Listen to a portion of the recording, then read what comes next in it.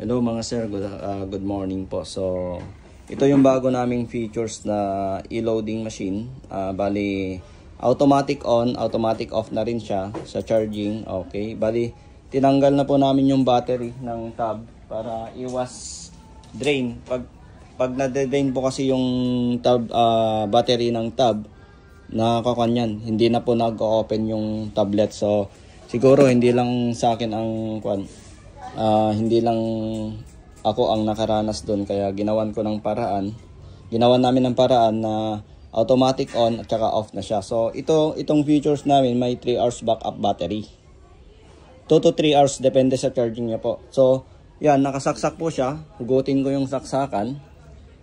Yan, pag nakahugot na yan, so nandyan pa rin siya, naka on, kasi nga may backup battery tayo. So pag gamit nyo ang internet, run out sa inyo, i-ship nyo na lang sa connection settings ng SIM card, short code. Palitan nyo na lang yung short code nyo kung sakali. Tapos, yan, pag yung testing natin, yung automatic off, pag in-off natin yung switch dito sa likod, kunwari, in-off ko siya, so lahat na mamamatay. Pati yung tab, yung board, yung printer. So, close na po yan lahat.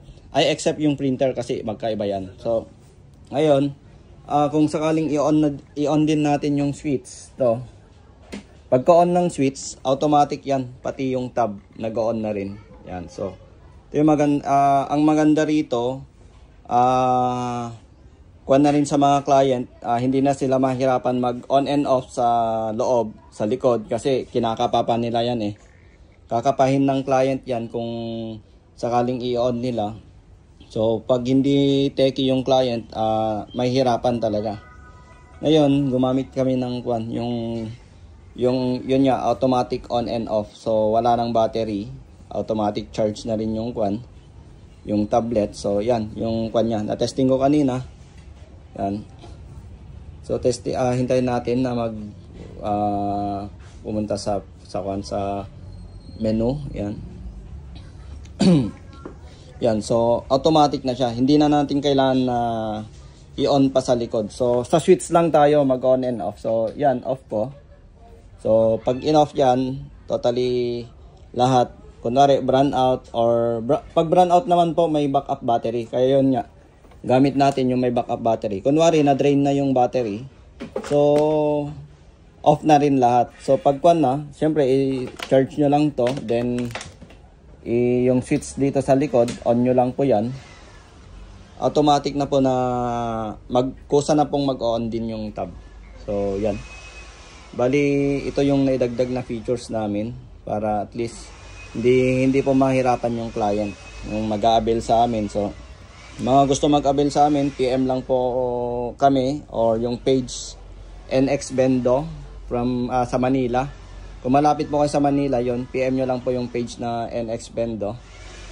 Pag Biskaya naman po, dito, direct kayo sa akin. Then, nagsiship po kami nationwide, COD, pwede rin.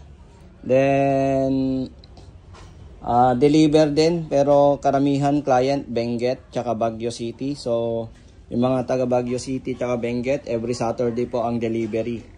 So, kung may kasabay po kayo, sample, dalawa, pwede namin i-deliver yan. Kami mismo magdi-deliver. Pero pag isa lang po, pwede natin i-ship sa kwan or babayaran nyo po yung transpo namin, yung panggas tsaka pangkain. Yan. I-deliver po namin yan para actual na may i-demo rin. So, ito po yung kwan, yung bagong features namin. Yan. Yung mga nag-PPM sa akin about sa conversion, PM nyo lang ako. Huwag kayong mahiya.